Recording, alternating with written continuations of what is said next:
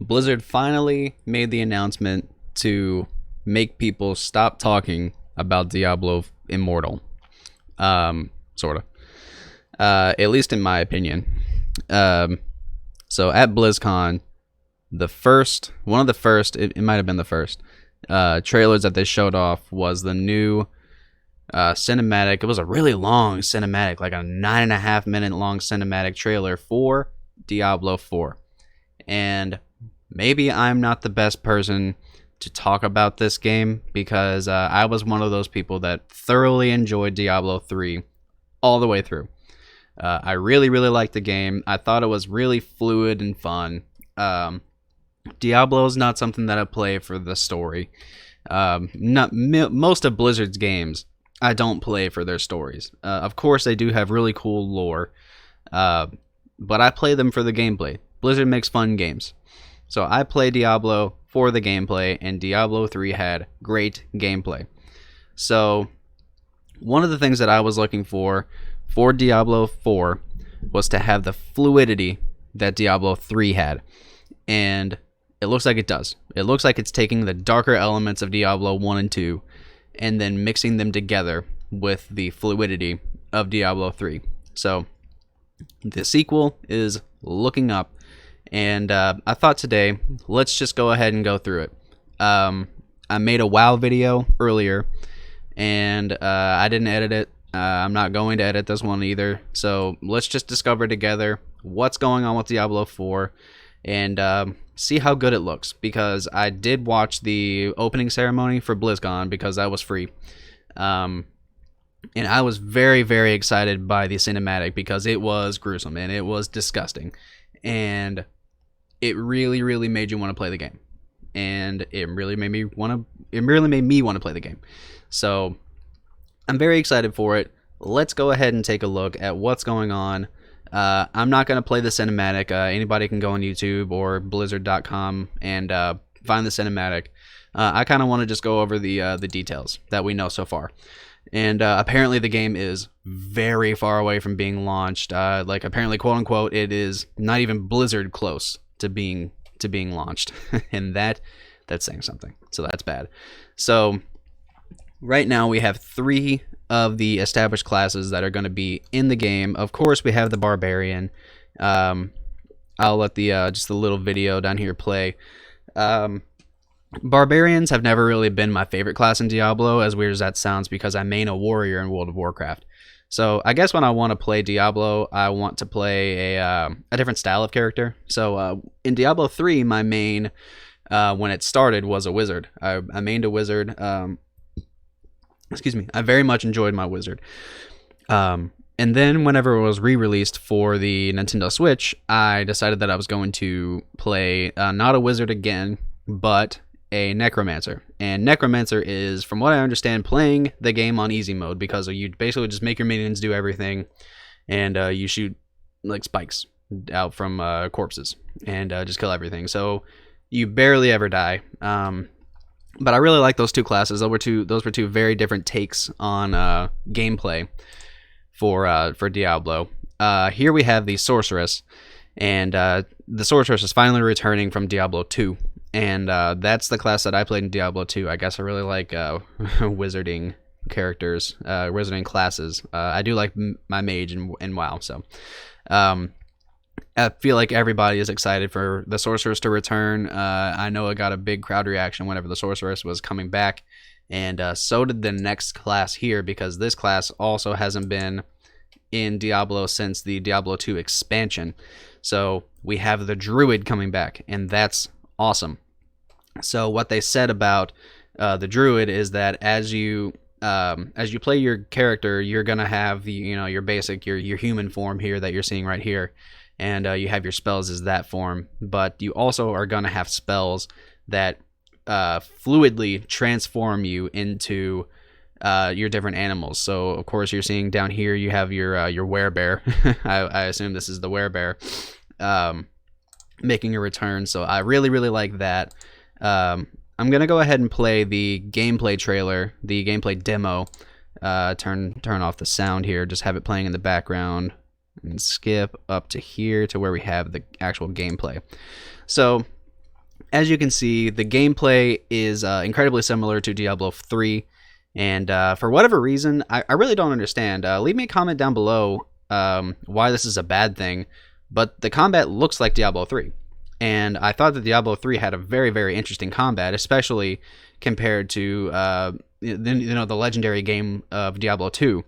Diablo 2, you could only have 2 spells equipped at once, and it made combat. I guess it's a strategy thing, and you don't have as many abilities, so I guess it's harder. And gamers really like that, but I really like fluid combat. I really like the combat of Diablo 2, or Diablo 3, and I'm glad that it's making a return. So as you can see here, just a minute ago, you could see here that there are mounts in the game, and we'll go over that a little bit later on whenever we get to the zones. Whenever I start talking about the zones, but it's interesting that the zones are going to be requiring mounts to traverse because they're so large. But I really like the gameplay for Diablo 4. I'm very interested to see if they have any more evolutions of the combat, because of course the game is not even close to being ready. So maybe as we get into alpha testing, or if people are having too much backlash about the combat, maybe they'll change it. Maybe they'll change up.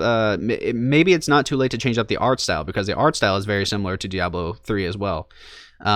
People have been saying that the zones are too bright, and I don't agree with that at all. I think that the zones like here, like this is dark. This is a dark zone.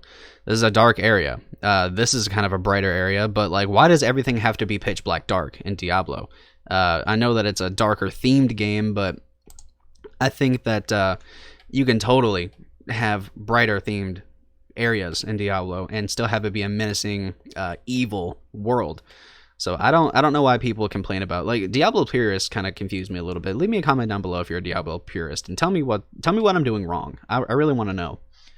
But now we can move on to the world, and the world is an interesting area, or it's an interesting part of Diablo, because, excuse me, previous Diablo games, the story was broken down into acts. So you start out in Act 1, and that's basically your tried and true Diablo Gothic style, dark dungeon crawly area, and then you move on to a desert area.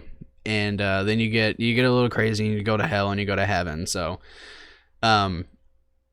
it's interesting what they're doing with Diablo 4, because Diablo 4 is going to be we can have a little bit of gameplay playing in the background here. It's going to be open world, and that's something that Diablo has never explored.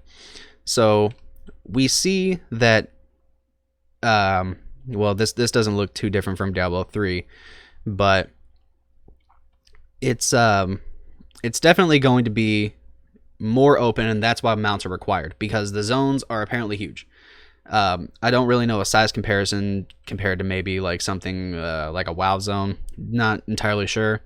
But judging from the need for mounts, we can expect something really big. But I'm curious as to how they're going to do it, because Diablo 2 and Diablo 3 were all randomly generated, from what I understand. So it's going to be interesting how they have really large zones, especially ones that are this game is actually always online. So we'll get back to that in a minute. But it's going to be interesting as to how they tackle that. Are they still going to be randomly generated? Are the dungeons still going to be randomly generated? Or is everything going to be a preset, tried and true, crafted experience?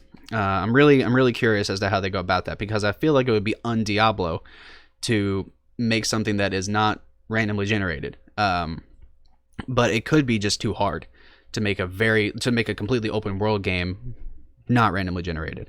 Of course, like the towns and stuff aren't, but the world, and especially the little dungeons that you come across every now and then, are generated. So, well, I guess we'll have to see what goes on about that.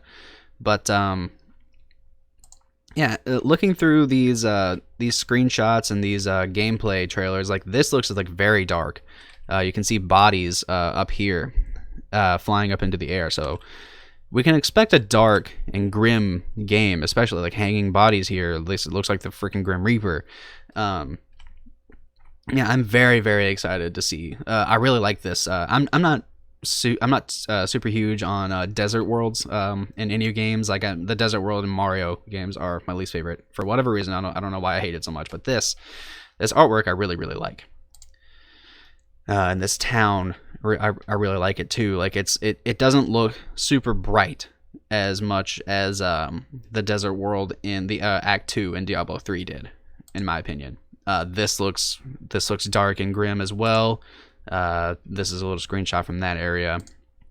Another one, and here I guess we have another deserty area. I'm not entirely sure what this is, but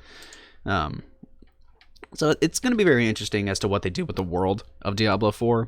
I'm very very curious. But I feel like I'm a little bit easy to please when it comes to video games, because as long as I'm having fun, I'm having fun. Like, you know, I really have nothing to care.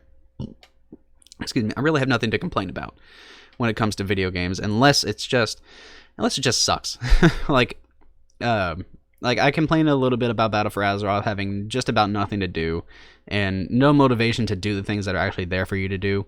So maybe I'm not the right person to ask or to talk about this stuff, but I'm pretty easy to please. Diablo 4 looks great. Let's see what else they have for us here.